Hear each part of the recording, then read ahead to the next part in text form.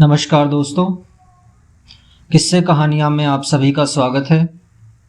आज की हमारी कहानी है अकाल आकृतियाँ, जिसके लेखक हैं यादवेंद्र शर्मा चंद्र। तो चलिए कहानी को शुरू करते हैं। वे चारों अब सन्नाटे में डूबे हुए धोरों के बीच बनी पगडंडी पर चल रहे थे। बेकल के कण उन सबकी आकृतियों पर आ आकर बैठ रहे थे और उनके होठों पर पपड़ी सी जम गई थी। धूप इतनी तेज थी कि शरीर जलने लगे थे और उस पर कभी कभी लू के स्पर्श एक अजीब सी कपकपी पैदा कर जाते थे। वे पैदल थे, लगभग 15 जने, एक बूढ़ा, 2 महिलाएं और 9 बच्चे। बच्चे 15 साल से 2 साल तक के। बार बार थूक को निगल निगल के वे अपने कंठों को गीला कर रहे थे। औरतों ने घाघरे, कांचली और फटे हुए ओढ़ने पहन रखे थे और मर्दों के शरीर लगभग नंगे थे। हाँ, घुटनों तक धोती और एक एक चिथड़ा साफे की जगह सिरों पर उन्होंने अवश्य लपेट रखा था। उनके चेहरे कठोर, काले और खुरदरे थे, जैसे अनगढ़े पत्थरों की आकृतियां हों। पांवों में नीचे की ओर फैली भद्दी जूती थी, जिन पर रंग बिरंगे चमड़ों की कारियां लगाई हुई थी। स्त्रियों ने भी पगरखियां पहन रखी थी।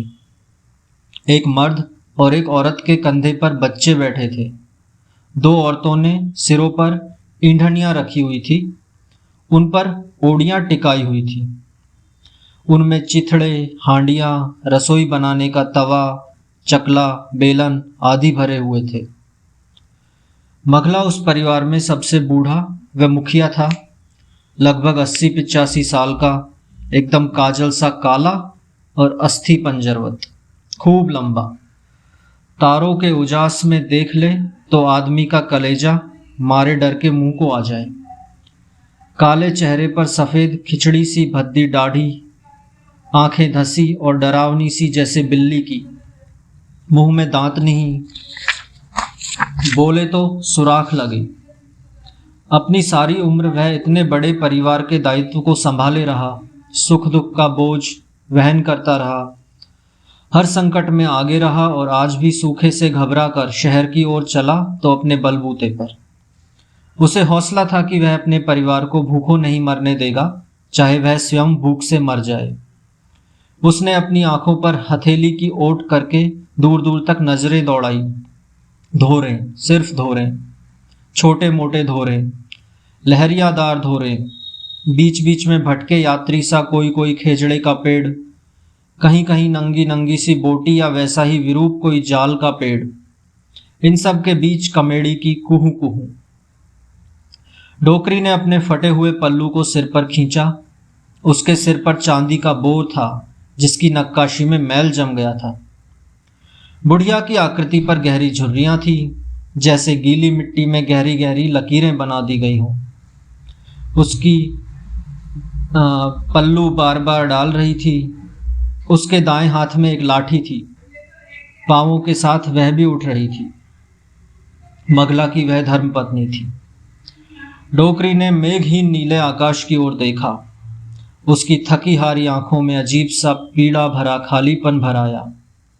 फिर वह आह छोड़कर बोली, अखले के बापू, यदि एक बरखा और हो जाती तो पौबारा 25 हो जाते। छांटी भर भर मोठ बाजरी होती और थोड़े से तिल भी हो जाते। मगला भीतर से टूट गया था। वह आवेश भरे स्वर में बोला, अरे बावली, एक बरखा के आने की अड़ीक में तो मेरे बाप दादा भी मर गए। यह साला प्रभु भी मरे हुए को ही मारता है। दोनों बादल मर गए, भूखे तिस्से मर गए, गिद्ध कैसे टूट पड़े थे उन पर। सच अखले के बापू, मुझे तब ऐसा लगा था जैसे वह बादलों को नहीं, मेरा मांस नोच रहे हैं। बालद की जगह यदि मैं मर जाती तो कौन सा घाटा पड़ जाता। उसका गला अवरुद्ध हो गया, आंखें भर आई। अरे मैं और तू कभी नहीं मरेंगे। फालतू चीजों की तो ऊपर भी जरूरत नहीं है। बूढ़े हाड़ किस काम आएंगे। कितने निर्भागे हैं। सच तो यह है कि हम तो अपने सामने टावरों को मरते देखने के लिए ही जिंदा हैं। पता नहीं हम और कितने अकाल अपनी आंखों से देखेंगे। फिर उसने अपने सिर पर लिपटे चिथड़े को खोला। उसमें 2 बीड़ियां थी। उन बीड़ियों के पिछवाड़े से फूंक मारकर कहा, अखला, दिया सलाई है क्या? अखला उस समय बीड़ी पी रहा था। आगे एक खेजड़ा आ रहा था। उन सब ने तय किया कि उसकी चिथड़ा चिथड़ा छांव में थोड़ी देर विश्राम करेंगे। अखला मगले के नजदीक आया, अपनी बीड़ी बापू को दे दी। बापू बीड़ी से बीड़ी सुलगाने लगा। इस बीच अखले ने अपनी जूतियां खोलकर धूल साफ की, उन्हें आपस में कई बार टकराया। आग की तरह तपती हुई रेत में वह जरा भी विचलित नहीं हुआ। तभी एक नंगे से बच्चे ने कहा, माँ, मैं पानी पीऊंगा, जोर की तिस लगी है। एक औरत की बगल में पानी की लोटली लटक रही थी। उसमें से थोड़ा सा पानी कटोरी में निकालकर उसने बच्चे को पिला दिया। थोड़ा और दे, बच्चे ने फिर मांगा। अब पानी नहीं मिलेगा, तू अकेला नहीं है, मेरे लाड कुंवर जी की सारा पानी तुझे ही पिला दूं। उस लुगाई ने उसे झिड़कते हुए कहा। बच्चा रोने लगा। वह अपने हाथ पांव उछाल उछाल कर विरोध प्रदर्शन करने लगा, जिससे गोद वाली औरत के लिए उसे संभालना मुश्किल हो गया। तभी अखले ने बाज की तरह झपटकर उस बच्चे के 2 थप्पड़ जमा दिए। बच्चा जोर से रोया, उसकी सांस खिंच गई। माँ का चेहरा पिघली हुई ममता से भर आया। एक मौन विरोध का भाव भी उसकी आकृति पर रेंगा। खेजड़े के नीचे उस परिवार ने राहत की सांस ली। पानी का एक घूंट इस तरह पिया मानो वह अमृत हो। हाँ, सबके गले तो गीले हो गए। एक किशोर लड़की ने अपनी दादी के पास जाकर डरते डरते कहा, मुझे भूख लगी है दादी, पेट में भूख से पीड़ा होने लगी है। डोकरी ने एक तीखी निगाह से अपनी पोती को देखा। उसका कुमलाया मुख, सूखे होठ, काले दायरों में घिरी भूरी आंखें, याचना भरा दबा दबा स्वर, वह करुणा से भर गई। ओडी वाली बहू की ओर नजर उठाकर पूछा, बीननी, रोटी का टुकड़ा है क्या? बहू ने अपने दोनों हाथों में हाथी दांत की चूड़ियां पहन रखी थी। हथेली के पास छोटी बाजू के अंत तक काफी बड़ी। वे खनकी। उसने डिच डिच डिचकारी के साथ गर्दन हिलाकर स्वीकृति दी और लपक कर सास के पास आई। बहू सीधी सास से बात नहीं कर सकती थी, इसलिए लड़की के माध्यम से कहा, छोरी, दादी से कह दे कि आधो टुकड़ो ही रोटी रोहे, उसमें भी खेजड़े की छाल मिली हुई है। दे दे, मरना तो है ही, जहां तक बचने की उम्मीद है जतन तो करेंगे। खूंटी ने कोई बूटी नहीं। खेजड़े से पंखों की भयावह आवाज करता हुआ गिद्ध उड़ा। वे सब लोग कांप गए। गिरज कितना बड़ा है, एक बच्ची ने सहमते हुए कहा। अकाल में इनकी खूब दावतें उड़ती हैं। मिनक से लेकर ढांडों तक का तरह तरह का मांस मिलता है इनको, मगले ने बच्ची को चिपटा कर कहा। उस बड़े धोरे के पिछवाड़े ही सरकारी काम चल रहा है। अब तो रास्ता थोड़ा ही है, इस बार चलेंगे तो पहुंच जाएंगे। यह आखिरी विश्राम है। तभी उन्हें दूजी पगडंडी से कुछ लोग आते हुए दिखाई दिए। 3 औरतें और 2 मर्द एक गधे पर सामान लादे हुए। औरतों ने लाल घाघरे और पीले ओढ़ने ओढ़े हुए थे। मर्दों ने घुटनों तक की धोतियां, कमीज और सिर पर साफे बांध रखे थे। मर्दों के बाल कंधों तक के थे और उनमें से एक काले कलूटे आदमी ने अपने दोनों हाथों पर फूल पत्तियां गोदा रखी थी। औरत के ललाट, ठोड़ी और दाएं गाल पर एक एक बिंदी गोदी हुई थी। हाथों पर नाम गोदे हुए थे। दूसरे ठिगने आदमी के हाथ पर हनुमान जी का भौंडा चित्र था। इन्होंने मजबूत जूतियां पहन रखी थी, जिन पर रेत जमी हुई थी। इनके चेहरे भी मुर्दे मुर्दे थे। मर्दों की आंखें खूंखार थी और वे काफी मुस्टंडे और तगड़े थे। वे भी उस खेजड़े के नीचे आकर सुस्ताने लगे। मगला उन्हें देखते ही पहचान गया। उसने मन ही मन कहा, ये तो कापड़िए सासी हैं, जया रमपेशा आदमखोर। मगला एक अव्यक्त दहशत से घिर गया। उसे लगा कि उसका मुसीबत जदा परिवार सहसा और संकट से घिर गया है। फिर भी उसने अपने आप को संभाला। बड़े बुजुर्गों ने कहा है, आफत में हिम्मत नहीं छोड़नी चाहिए। सो उसने निडर बनकर पूछा, कुण हो भाई, कठेसु आया हो? ठिगना आदमी, जो बार बार अपने सूखे पपड़ी जमे होठों पर सांप की तरह जीभ फिरा रहा था, जिसके पसीने के चकदे कपड़ों पर उभर कर आए थे, लंबा सांस लेकर बोला, हम गांव से आए हैं, कापड़ियाँ सांसी हैं, खेत बिना बरखा के जल गए हैं, जानवरों को तो भाई के साथ पानी की तरफ भेज दिया और हम इधर। एक औरत घृणा से बोली, वो साला अफसर गांव आया था, अनाज भेजने को कहा था पर वापस घिरा ही नहीं, राम मारा। अब की मिल गया तो चक बोड़ बोड़ कर अकल ठिकाने ला दूंगी। यह औरत जवान थी, सांवली पर लंबी, उसके 3 दांत सोने के थे, कांचली में। ठिगना आदमी अपनी बड़ी हुई दाढ़ी पर हाथ फेर कर बोला, ऐसा अकाल तो 56 साल में ही पड़ा था। 56 में लोग भूख के मारे कच्चा मांस ही खा गए थे। इधर तो जंगल में हिरण भी दिखलाई नहीं देते, बेचारे तिसके मारे इधर उधर भटक गए होंगे। अखला बोला, तू ठीक कहता है भाई, ऐसे भयंकर अकाल मैंने कई बार देखे हैं। जानवर चारे के अभाव में रितौंधी के शिकार हो होकर मर रहे हैं।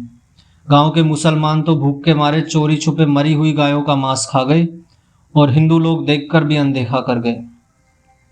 उसका बेटा पेमला बीड़ी का कस खींचकर बोला, हिंदू भी तो उनके सूअरों को गटक गए।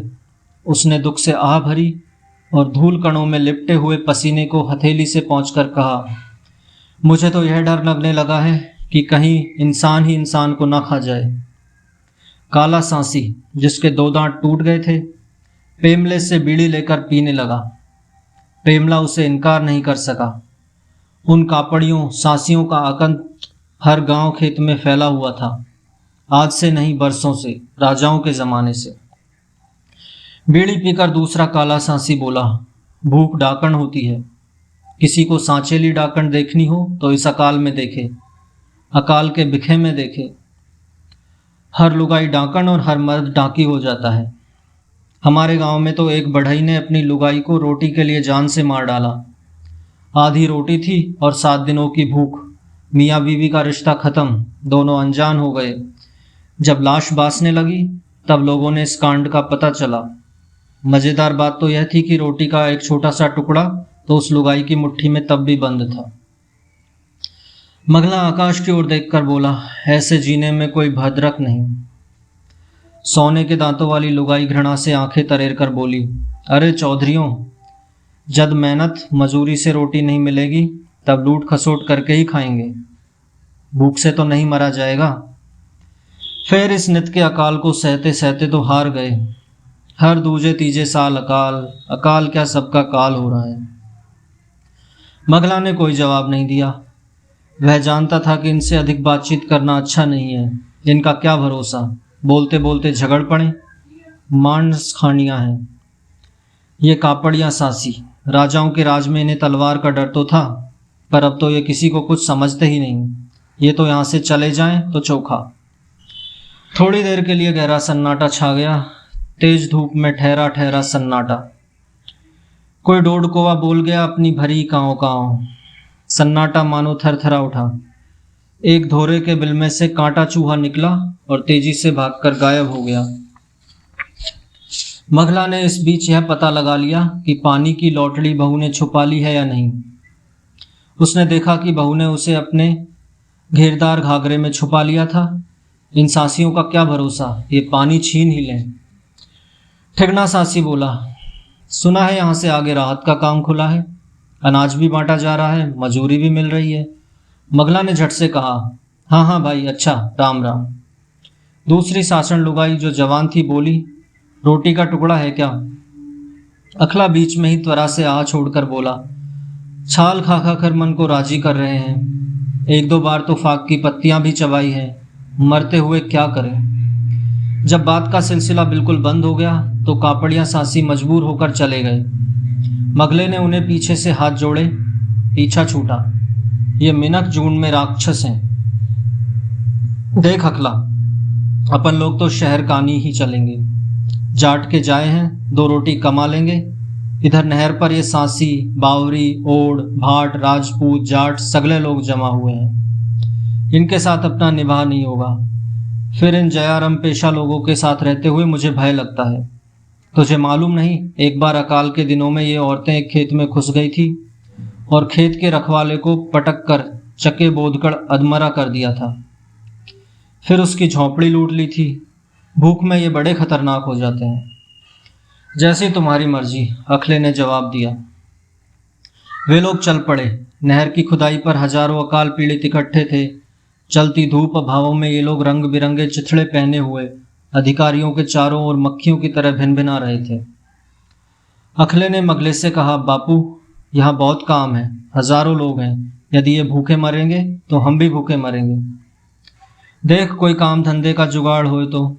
सांझ पड़ गई थी। अखला लौट आया। उसका मुंह उतरा हुआ था। उसने बताया, काम 2-4 दिन तक नहीं मिल सकता। काम थोड़ा और लोग ज्यादा हैं। मगले ने सोचा कि रात भर यहीं पर ठहरकर झांझर के चल पड़ेंगे। रात बिरात में राही में जाना ठीक नहीं, कहीं सांप बिच्छू काट लें तो। तब उन्होंने भी लावारिसों की तरह वहां डेरा डाल लिया। पास में कुछ भी नहीं था। अखले का भाई मोवनिया बोला, मैं पता लगाता हूं कि आटा यहां मिलता है या नहीं। वह चला गया। थोड़ी देर में लौटकर उसने बताया, आज 3 दिनों से राशन नहीं मिल रहा है। कई परिवार निराहार कर रहे हैं। जिन लोगों के पास आटा है वे तिगुने चौगुने दाम में बेच रहे हैं। उसमें भी मेल सेल है। फिर? डोकरी ने प्रश्न किया। उसकी झुर्रियां अचानक गहरी हो गई। बोली, फिर चूल्हा नहीं जलेगा? तभी एक शोर उठा, हड़कंप सी मची। लोगों ने देखा कि कुछ भूखों ने एक परिवार की सारी रोटियां छीन ली थी। मगला ने टूटते हुए स्वर में कहा, हमें यहां से चलना चाहिए।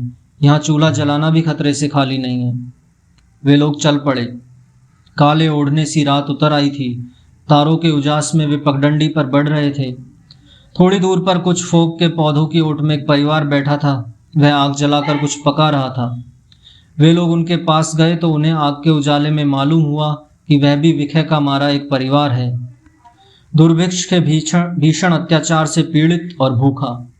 शायद वह उस भीड़ से बचने के लिए यहाँ आकर चूल्हा जला रहा था। वे लोग उसके पास पहुंचे। डोकरी ने ही लाठी टेकते हुए पूछा, कौन है? बावरिया, बैठे हुए परिवार के मुखिया ने कहा। मगला बावरियों को भी जानता था। जयारम पेशा जाति, वर्षों पहले सिर्फ हिरणों को मार मार कर खाने वाली जाति। न रोटी की चिंता और न अन्न की, सिर्फ शिकार, हिरन आदि का शिकार। टोकरी फिर आत्मीयता से बोली, क्या पका रहे हो भाई? वह भीतर से आतंकित थी। भाटे पका रहे हैं, टाबरों की तसल्ली के लिए। कांग्रेस सरकार ने जमीन तो दे दी, बावरी मुखिया बोला, पर ईसर बरखा नहीं बरसावे जद क्या करें। सोचा था भले मिनखा की तरह जिएंगे, पर यह भूख किसी को इंसान बनकर रहने ही नहीं देती, राक्षस बना देती है। कितनी बड़ी विपत्ति आई है। आग जोर से भभकी। डोकरी ने देखा, ऊंचे किनारों की कांसे की थाली में चूहे पड़े हैं। तो क्या ये उन्हें चूहों को खाएंगे? उसने सोचा और उसकी आंखें फट गई। डोकरी का मानो अस्तित्व ही हिल गया। वह घिन्न से भरकर बोली, जल्दी जल्दी बढ़ो, जंगल का रास्ता है, काटना सरल नहीं। वे लोग चल पड़े। थोड़ी दूर चलने पर डोकरी ने अत्यंत ही मध्यम स्वर में कहा, तुम लोग नहीं जानते वो क्या पका रहे थे? अंधेरा था, कोई किसी की आंखों के भावों को नहीं पढ़ सका। वातावरण में एक ठहराव जरूर था, एक तल्ख ठहराव। डोकरी आवाज को पीसती हुई बोली, वे लोग चूहे पका रहे थे। चूहे। यह अकाल, यह भूख, आदमी आदिम बन जाता है, एकदम जंगली और असभ्य, बर्बर और असहाय। उजड़े हुए एक खेत के झोपड़े में उन लोगों ने रात बिताई। बच्चे जब भी रोटी मांगते थे वे लोग उन्हें पानी पिला देते थे। रात आंखों में गुजर गई। भूख में नींद भी भाग जाती है। पानी की जगह रेत से काम लिया, फिर चल पड़े। शहर की 4 दीवारी के बाहर सूखाग्रस्त इलाके के किसान अपनी अपनी गायें ले लेकर आए थे और पड़ाव डाल लिया था।